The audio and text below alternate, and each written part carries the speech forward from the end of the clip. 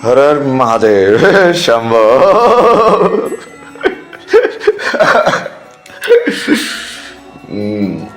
देख रहे हो तुम, काल चक्र चल रहा है। टिक टिक टिक टिक टिक टिक। लोग अभी ये सब देख रहे हैं यार। तुम अभी हर मोड़ पे लोगों ने मेरे को समझा कि ये तो पागल है, ये क्या बोल रहा है, ऐसे कैसे होता है।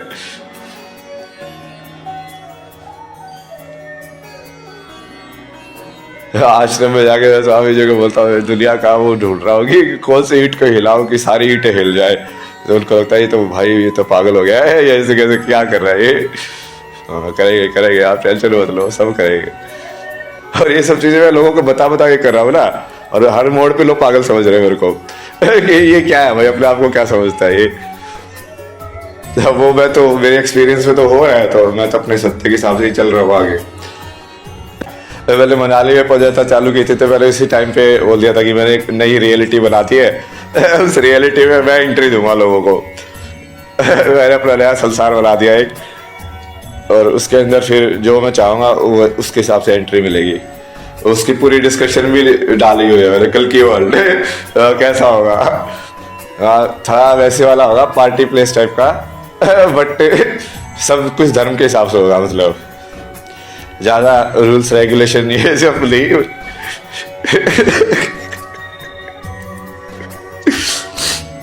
पर वो धर्म का हमेशा मान होना चाहिए उसके अंदर, उसके हिसाब से तो होगा ही नहीं तो फिर।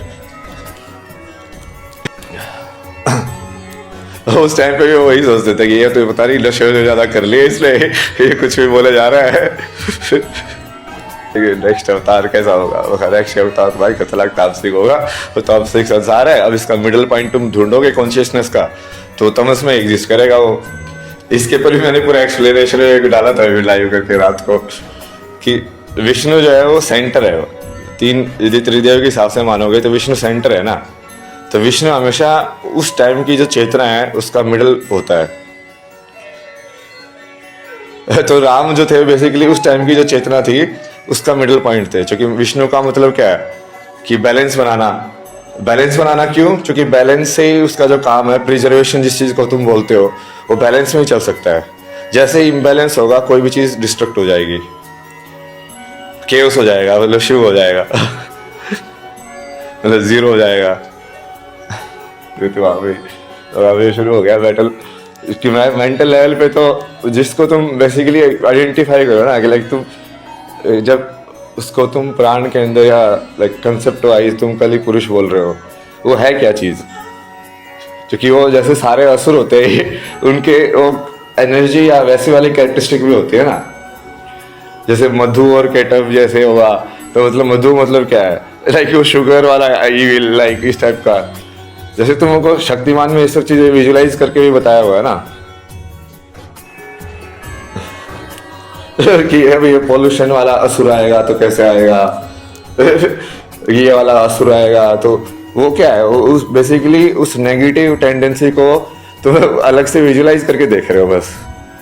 वो मेंटल लेवल पे भी है वो टेंडेंसी, इच्छा लेवल पे भी है कि हाँ ये जैसे पाप करने की टेंडेंसी या कुछ ऐसे एक्ट क्राइम करने की टेंडेंसी जो हो गई, समझे। अब वो इम्बैलेंस के हिसाब से वो एग्जिस्ट तो करनी पड़ेगी, क्योंकि जब तुमने कॉन्शियसनेस को फ्रीली एक्सप्लोर करने का टाइम दिया है तो वो किसी भी डायरेक्शन में एक्सप्लोर कर सकती है ना। कि हाँ भाई मेरे को क्रिमिनल बनना है, अब क्या कर सकते हैं, क्रिमिनल बन जाओ भाई अब।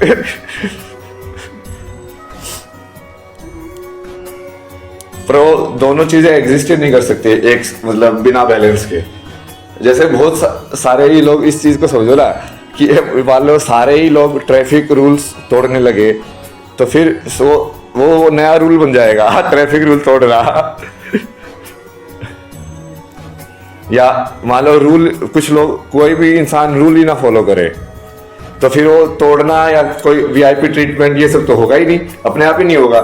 तो ये सब तो इसलिए हो रहा है ना, जो कि बहुत मेजोरिटी रूल फॉलो कर रही है। तो इसकी वजह से कुछ लोग जो है उसका फायदा उठा के इसमें शॉर्टकट मार सकते हैं।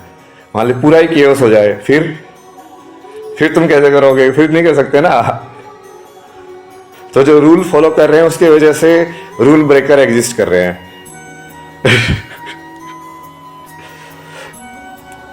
ये डुअल रिलेशनशिप बोलते हैं ना इनको, ये द्वैत में जो एग्जिस्ट करती है।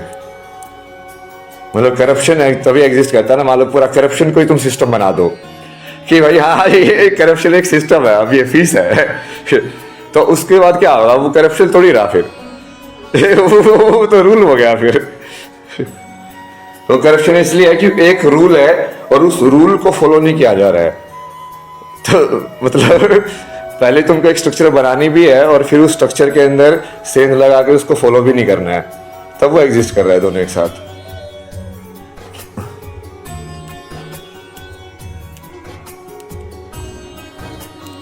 हर हर महादेव।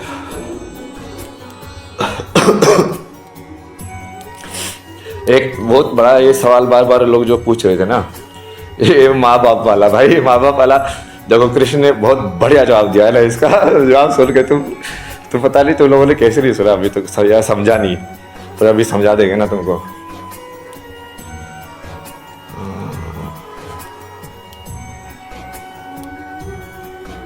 प्रेम का जन्म होता है करुणा से, और मोह का जन्म कहां से होता है, अहंकार से। प्रेम क्या बोलता है कि ईश्वर मेरे पुत्र को सभी सुख देंगे, और मोह क्या बोलता है कि मैं अपने पुत्र को सभी सुख दूंगा।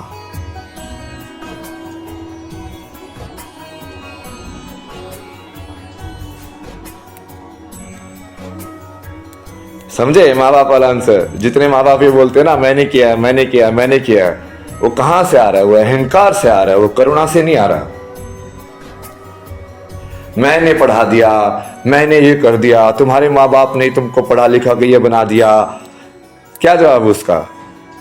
वो अहंकार से आ रहा है, वो मोह से आ रहा है, प्रेम से नहीं आ रहा। प्रेम से कैसे आएगा कि ईश्वर ने मेरे पुत्र को सभी कुछ कराया है, मैंने कुछ नहीं किया है।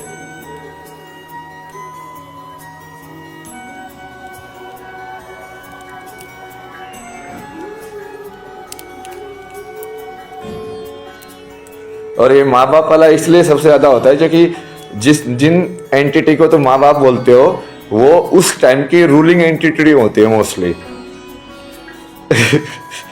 मतलब समझो ना इस चीज को। जनरली वर्ल्ड जो है उसके हाथ में पावर किन के हाथ में होती है? वो यूथ वाला जो लोग जो सेक्शन माँ बाप बनता है,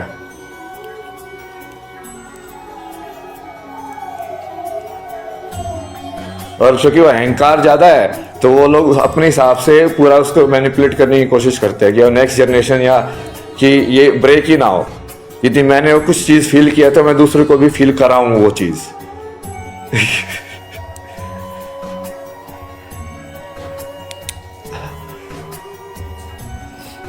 तो वो साइकिल ब्रेक ही नहीं होने देंगे, चाहे वो कैसी भी साइकिल हो।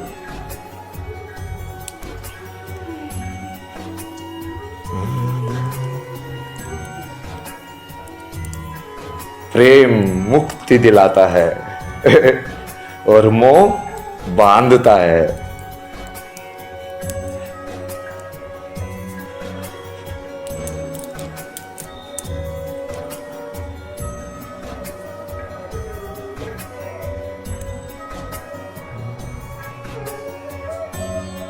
प्रेम बोलता है कि मुझे मेरे पुत्र पर गर्व हो, और मोह क्या बोलता है, मेरे पुत्र को मुझ पर गर्व हो। समझ में आया? ड्यूअल रिलेशनशिप को बेसिकली कौन सी एंटिटी को ज्यादा कंसिडर किया जा रहा है कि तुम मोह के अंदर, जैसे पुत्र और पिता का दो रिलेशनशिप ऐसे हुआ एग्जिस्ट किया ना दो के अंदर, तो अब वो दो बराबर है क्या? अब उसने ऐसे बोला कि हाँ कि प्रेम क्या मतलब क्या है कि मुझे उस पर गर्व हो, मतलब वो मेरे से बड़ा हो जाए, कि मेरा पुत्र मेरे से बड़ा हो। बेसिकली मैं उसको बड़ा देखना चाहूँ अपने आप से, छोटा नहीं। और मोह क्या सोचता है कि मैं इतना बड़ा ये सब बन जाऊं कि मेरी इतनी वो औकात हो जाए कि मैं अपने पुत्र के ऊपर हाथ रख दूं तो वो राजा बन जाए। ये सारे मोह वाले ही तो है ना, ये सब सारे लीनिएज वाले पॉलिटिशियंस, ये सब क्या है मतलब। ये क्यों शिवसेना का ये पूरा ऐसे हो गया, सिर्फ मोह में फंस गया ना वो बाल ठाकरे। बाकी सब ठीक था। ये मतलब ये वही होता ना, बड़े बड़े जो वो भीष्म पितामह जैसे लोग, बड़े बड़े लाइक द्रोणाचार्य कृपाचार्य जैसे लोग मोह में फंस गए। तो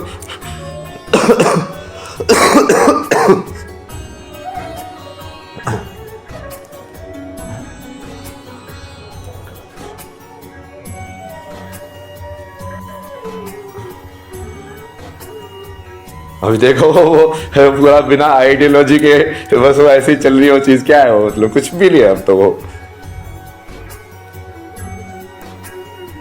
उन लोगों के साथ ही बैठे हैं जिन लोगों को मतलब विरोध करने के लिए ऐसे उसके पापा ने वो बनाया था पार्टी, जो भी ऑर्गेनाइजेशन। पर वो उसको फिर उसमें बाल ठाकरे को अंतिम जब टाइम पे मान ली जब उन्होंने बनाया होगा, तो उनके सामने भी सवाल होगा कि धर्म या मोह। प्रेम धर्म है और मोह अधर्म है। तो उसने चूज किया कि यार ठीक है, मुझे आइडियोलॉजी से इतना फर्क नहीं पड़ता कौन ज्यादा बढ़िया से कैरी करेगा, मुझे इससे ज्यादा फर्क पड़ता है कि वो मेरा बेटा होना चाहिए।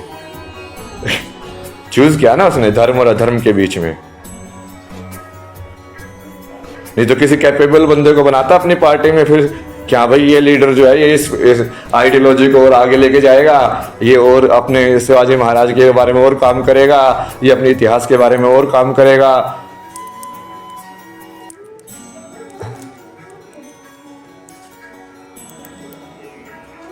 समझ में आया उसका जवाब, माँ बाप वाला। कितना बढ़िया जवाब दिया कृष्ण ने।